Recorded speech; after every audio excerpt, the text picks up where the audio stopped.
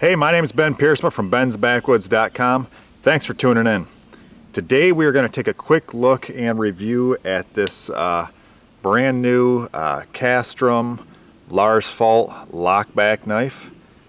We will do a kind of quick look at this thing, overall kind of view at the specs, and then I'm going to take this knife and show you guys how to carve basically a figure four, kind of a variation of a figure four trap for catching squirrels. So stay tuned.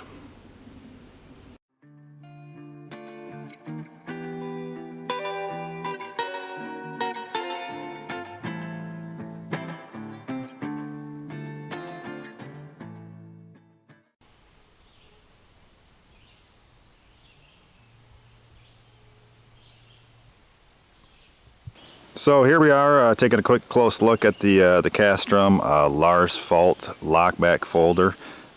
This is in the Bowler N690 steel, if you guys can see that.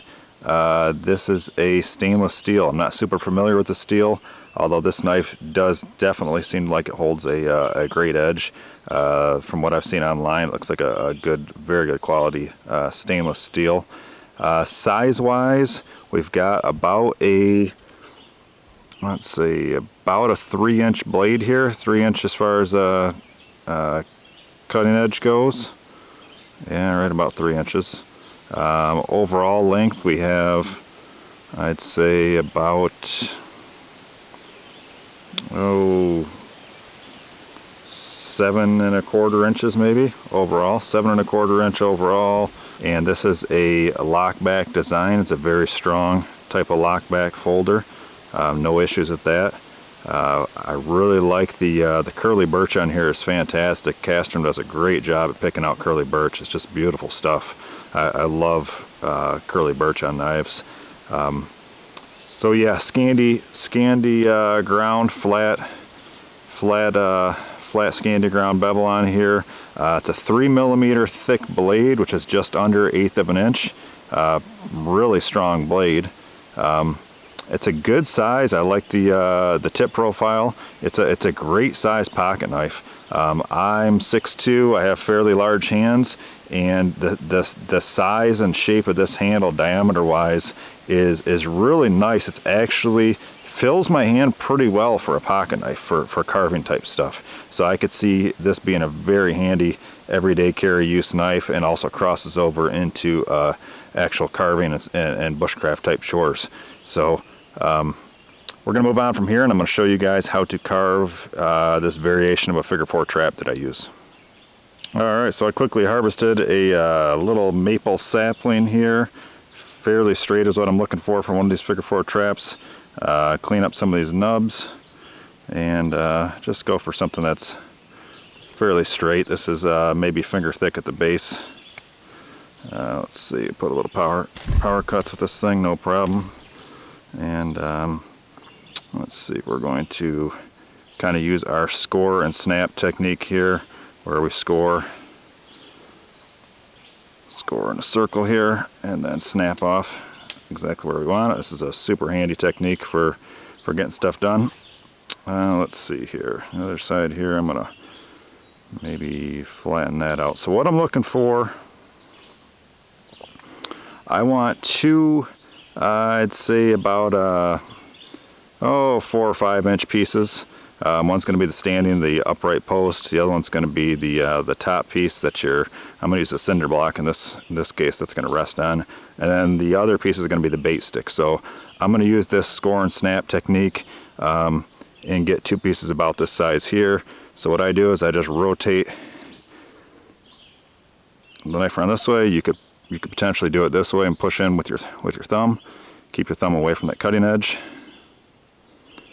and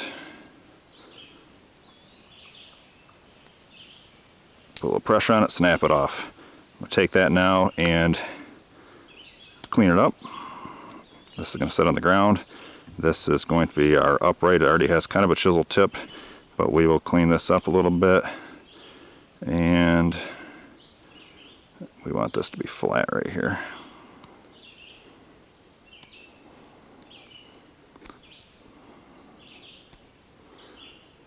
So we will just trim this up flat. Just clean that up just a touch. Alright, that's going to be good enough for now. This is going to be our upright. So this post is going to stand up like this, and our other post is going to hinge on the top of this with a little notch in it. So there's first part of the trap right there. Hopefully you guys can see that. Flat on the bottom down here, so it sets on the ground flat. I'm going to be using cement here because I'm trying to trap squirrels that are trying to get in my house, and a little bit of a chisel tip here. So there's number one right there. Number two, we're going to use something about the same size. We can always adjust these later. So I'm going to mark it right here with my thumb, and same deal. Rotate this, a little bit of pressure, score, score, score. You're just scoring those fibers on the outside of the stick, and now we can just snap it. Now on this top stick here, I'm going to go about 2/3 of the way up, so I'm going to go about right in this area here, and we're going to create our little notch. So we're scoring here. This is going to be our stop cut, and then we're going to use a push cut, and we're going to push right into that stop cut, go right behind it, pushing again, right behind that, pushing again, and score it to knock the chips out. And we want this to be, I like them to be kind of a long, slightly tapered notch, just to give this thing room to do its thing. Clean that out. Let's see, we get that kind of clean there. No problem using this knife doing this type of work. So you can see that that long notch, that was a stop cut here with a push cut into there, and that notch there is going to mate up with the chisel tip right here for our trap. I like these traps. I like them very close to vertical, so not a whole lot of you see a lot of figure fours that are way out here. They work. This is, I guess, is a variation. I'm not sure where I learned this variation. Might be something I just kind of came up with myself on using these types of traps. So my trigger is a little different, and I think a lot what's out there. But I like it like this here, like very, very close to vertical, and that's grabbing itself there. So right now we're looking at doing our bait stick, which is going to connect right down here. So that's about 2 fingers width or so. And so I'm going to cut a bait stick here, and we're going to cut the notch in that. The bait stick I like a little bit longer, especially for this situation. I'm going to be using cinder blocks, and I want that bait stick right underneath that cinder block, way underneath it. A lot of times I will even take the bait stick and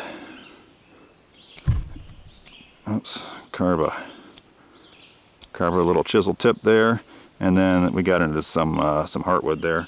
I'll even take the knife and get a little bit of a split going in case I want to wedge some kind of food or something like that in there. It's a good plan. Other side here, what we're going to do is we're going to put one mark in here, and then about a 2 finger thickness. So your other mark's going to be over here, and this is going to be kind of your log cabin notch. So I'm going to do the same thing here. I'm going to do a push cut and work these push cuts.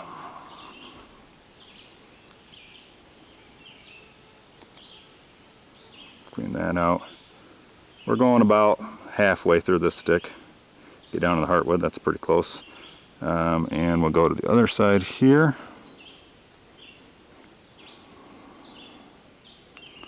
Push cut, push cut, push cut. Here's your stop, clean it out. Let's see.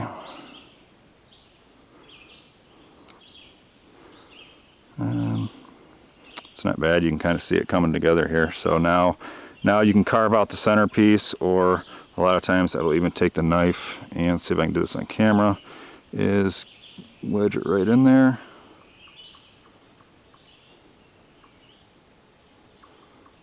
Let's see if we can get it to pop. There we go. Wedge the tip of the blade in there, pop that out. I'm going to take this now and clean it up. Here's a carving technique where when you need to carve towards yourself with something like this, is I'll put my thumb on the blade here, and my other support thumb I put right on the joint of that knuckle there, and now I can carve towards myself, and I have a lot of control. I'm not using a lot of force. Carve towards myself there. This support thumb right here keeps you from sliding and cutting your hand. And get down in here, let's just clean these up a little bit. So both those notches are cleaned up. I don't know if you guys can hear those mosquitoes buzzing around my face.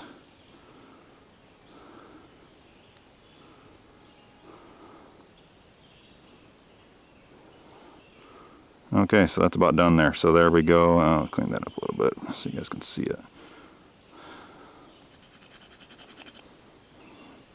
There, you can see that notch right there. That's about a good 2 finger wide, touch more. And the plan is this to be as close to vertical as possible, and that notch is going to ride right in here like that. So what I like to do is I'm going to take both these upright sticks, and on this side of the back side here, I'm just going to carve them flat, so I've got a 90 degree edge on either side, and that's what's going to grab a hold of this thing. To me, that works really well. So let me flatten these things out for you.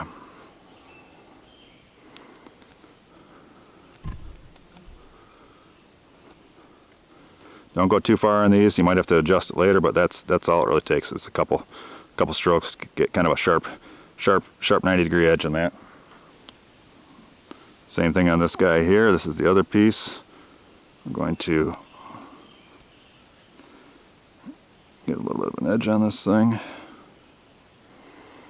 That way we get a little bit of a 90. At this point here, what I like to do, you can see I've got the chisel tip here on the standing post, sets down in our little notch, and on the back side here we have both sides carved flat with a 90. I like to now view take a look right up there if you can see, and if you've got to make some fine adjustments, this ridge is a little high here, so I might just knock that down just a hair. But other than that, they're both lined up very well. It does not have to be perfect to make this work. So at this point here, we're going to call this good enough and give it a shot, see if it works. We've got our chisel tip on our upright post. This guy here is going to kind of hinge on top of this, and our bait stick with that kind of big wide log cabin notch, it's just going to go. It's going to hook onto this guy there, and then the corner of that thing grabs it. So I'll give you the other side view here. So hooks there, it's a good flush fit, 90 degree there. And then on this other guy there, yeah, it doesn't have to be perfect, and it just grabs it a little bit on that sharp edge, and that's all you need. Sometimes they even set them just right there where it's just barely grabbing right there. That's kind of a way I feel like you can adjust the hair trigger on this thing. So just like that, that's another view. That's it. To me, this is fast and simple. I've used this now with cinder blocks for killing chipmunks, and I'm 3 for 3. Haven't had one steal the bait and not set the trap off, so I'm calling that a win, because I've used big rat traps for years, and I've found big rat traps with the peanut butter missing. I found a sprung with no squirrel in them. This is if this is fast enough to get chipmunks, it should be fast enough to kill just about anything else. So we'll go set this up now. Alright, so here we have everything we need to squish squirrels, and this is our figure 4 trap and a cinder block, and I'm just using it on a sidewalk here.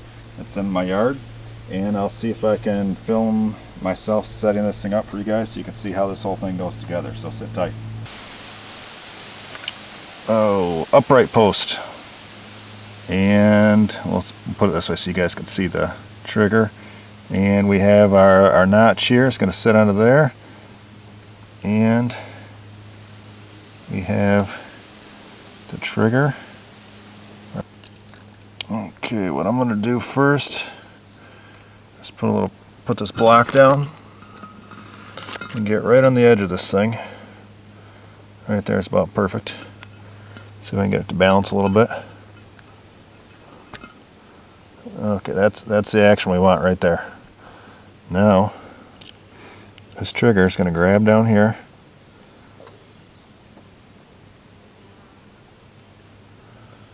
There.